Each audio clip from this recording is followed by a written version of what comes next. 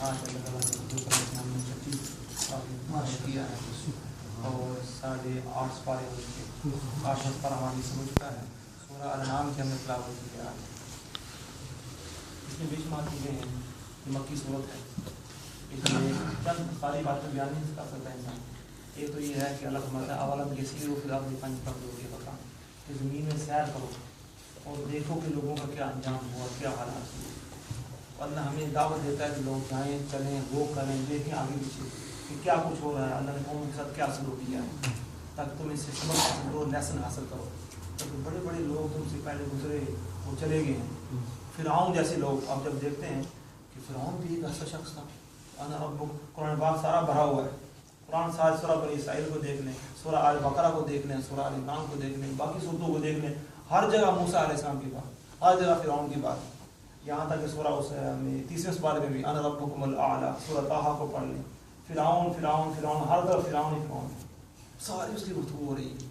مگر دیکھ اللہ نے فالیوم ننجیک بدنک، اللہ تمہارے بدن کو بچا کر رکھے گا تاکہ سب لوگوں کے لیے نصیحت ہو قیامت تک کے لیے.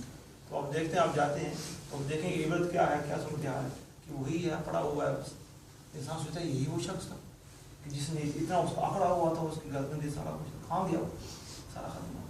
تو پتہ کیا چلا کہ انسان کچھ بھی نہیں ہے. اور پھر یہ دوسرا ایک کام میں بھی یہ اللہ فرماتا ہے کہ ہمیشہ رکھو کہ کسی کی بڑی چیز کو دیکھ کر کبھی بھی یہ نہ کرو کہ میرے پاس تو نہیں. دنیاوی معاملوں میں مقابلے نہ کرو، دنیاوی معاملوں میں مقابلے نہ کرو. اس کے پاس اتنا مال ہے میں پیچھے رہ گیا ہوں، اس کے پاس اتنے مکان ہیں میرے کم ہو گئے، اس رشتہ دار کے پاس فلاں چیزیں گاڑیاں بھی ہیں میرے پاس کچھ نہیں. یہ مقابلے کی بات نہیں ہے. ہمیشہ یہ جتنا کم ہوگا، جتنا تھوڑا ہوگا، اتنا حساب کتاب کم ہوگا. اور جتنا زیادہ ہوگا انسان مارے گا یا صرف کرے گا، اتنا حساب کتاب بھی زیادہ ہوگا، اکاؤنٹیبلٹی بھی زیادہ ہوگی. تو یہ ہے کہ کم ہو تو ہر حال میں کبھی بھی انسان ریس میں نہ پڑے کہ کہیں جائے تو وہ یہ تو یہاں پر اس حال سے کمتری کا شکار ہو جائے تو میں تو بس ختم ہو گیا.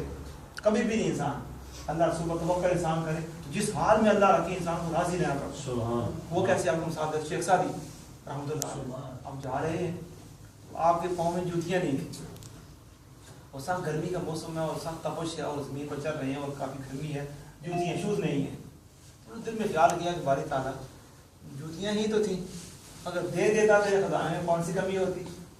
اب یہ خیال کرنے ہی والے تھے، یہ خیال کیا تھا کہ آگے دیکھا کہ ایک آدمی ہے جس کے پاؤں ہی نہیں ہیں. تو اس نے کہا اللہ تعالیٰ تیرا شکر ہے، پاؤں تو دیے ہیں نا.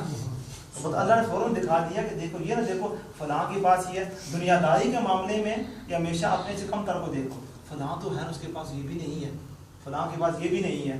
اور نیکیوں کے معاملے میں دیکھو کہ فلاں کے پاس اتنے نیکیاں، وہ تو ادھر نیک ہو گیا، اس نے یہ کام بھی کر لیا، ہاں مجھے بھی کرنا چاہیے.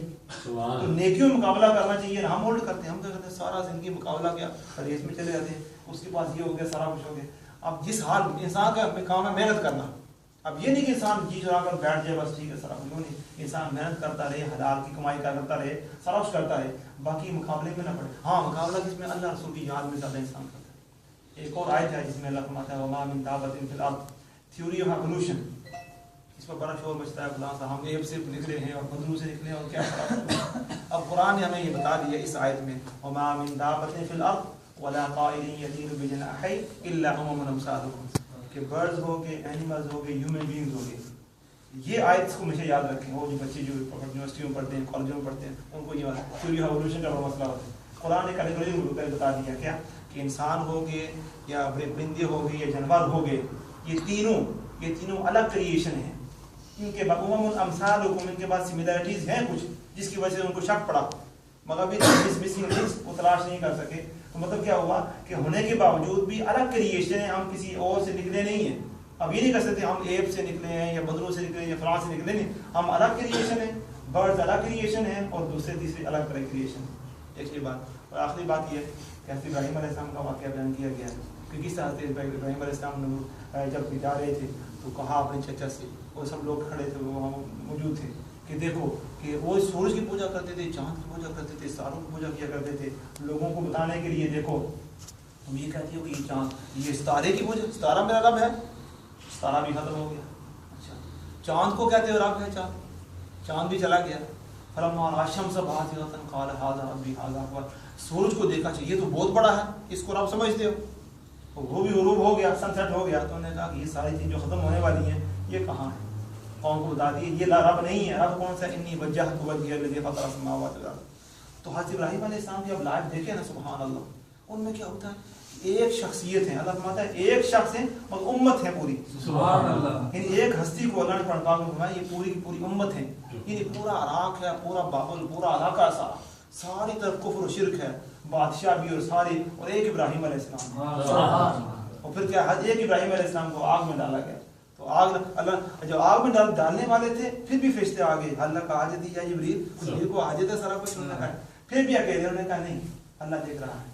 تو پھر جب ڈالا تو اللہ نے یا نار کونی بردا و سلاما علی ابراہیم, آگ ابراہیم پر سلامتی والا اور ٹھنڈی اور ٹھنڈی ہو جائے. پھر کیا ہوا, حضرت ابراہیم علیہ السلام کا پھر یہاں سے ان کو جد انبیاء بھی کہتے ہیں کہ سارے بڑے بڑے نبیوں کے جو مذہبوں کے یہ سربراہ ہیں اور آبا و اجداد میں سے. اور پھر کیا ہوا, آپ عراق میں پیدا ہوئے, پھر عراق سے آپ چلتے چلے مصر میں گئے, مصر سے آپ سیریا میں گئے, پھر جا کر فلسطین کے علاقے میں جا کر آباد ہو گئے. پھر آپ کے 2 بیٹے ہوئے, ایک بیٹے جو تھے وہ اسماعیل علیہ السلام, حضرت حاجرہ وہ مکہ مکرمہ میں آ گئے. دوسرے بیٹے اسحاق علیہ السلام وہ کہاں آگے فلسطین میں رہنے لگے. پھر آگے ان کے 2 بیٹے ہوئے جن کے یعقوب علیہ السلام اور ایس ہے. پھر یعقوب علیہ السلام کے 12 بیٹے ہوئے. پھر یعقوب علیہ السلام کے بیٹوں میں یوسف علیہ السلام تھے. پھر یوسف علیہ السلام, یہ پہلی دفعہ کیا ہوا کہ یوسف علیہ السلام نے کنویں سے نکلے اور چلتے چلتے مصر شہر میں چلے گئے, مصر ملک میں چلے گئے اور مصر کے بادشاہ بنے. پھر بنی اسرائیل سارے کے سارے جو ہیں وہ آپ کی اولاد اور یعقوب علیہ السلام کی وہ مصر میں آ کر سیٹل ہو گئے ایجپٹ میں. وہاں جب سیٹل ہو گئے تو اس کے بعد کرتے کرتے آپ کی کافی نسلوں کے بعد بنی اسرائیل پھیلتے گئے یہاں تک کتنے علاقوں کے حساب سے ہو گئے. پھر موسیٰ علیہ السلام کا زمانہ جب آ گیا, پھر یہ لوگوں نے پھر اسی مصر اسی ایجپٹ کو چھوڑا اور دریا کو کراس کیا اور کراس کر کے پھر وہ بیابان میں چلے گئے. اور پھر کافی عرصے کے بعد دین میں بھی آئے, داؤد علیہ السلام بھی آئے, سلیمان علیہ السلام بھی آئے. پھر آگے چلتے تھے زکریا علیہ السلام بھی آئے, یحییٰ علیہ السلام بھی آئے, عیسیٰ علیہ السلام بھی آئے. اور عیسیٰ علیہ السلام کے ساتھ کچھ عرصے کے بعد کیا ہوا, 571 سال کے بعد سرکار دو عالم علیہ السلام. یہ سارے انبیاء کرام کی لڑی تھی. تو انشاءاللہ تعالیٰ آج ہماری کوشش ہے کہ آج رات جو ہے چونکہ جمعے سے پہلے یا قدر بھی آ رہی ہے تو دوسرا وہ حال بھی تیار ہو جائے. تو ہم کوشش کریں گے کہ یہ ہاپینڈ کر کے تاکہ یہ بھی تیار ہو جائے تاکہ خواتین کے لیے اور سب لوگوں کے لیے جگہ ساری تیار ہو جائے. تو جو ساتھی مت کریں گے وہ ہوگا انشاءاللہ. اللهم صل على سيدنا محمد وعلى ال سيدنا محمد وبارك وسلم. اللهم انا نسالك العفو والعافيه في الدين والدنيا والاخره. اللهم استرنا بسترك الجميل. یا اللہ تعالی ہماری حال کا رحم فرما. یا اللہ پاک رمضان کی میں سستی سے محفوظ فرما, غفلت سے محفوظ فرما. اللہ پاک بڑھ چڑھ کر نیکیاں کرے تو عطا فرما. اللہ پاک اور رمضان کے مہینے کی برکات سے اللہ پاک پوری طرح اللہ پاک ہمارا توفیق عطا فرما. ہمارے گناہ معاف فرما, نیک حاجتیں پوری فرما, پریشانیاں دور فرما, مالی معاملات کو حل فرما, دوسرے سارے معاملات کو حل فرما, بیماریوں سے محفوظ فرما. اور یا اللہ پاک ہمیں دنیا آخرت قبر قیامت ہر جگہ اپنے اپنے محبوب کی شکتیں عطا فرما. وفوض امورنا الى الله ان الله بصير بالعباد. وصلى الله تعالى على خير خلقه سيدنا مولانا محمد وآله وصحبه اجمعين.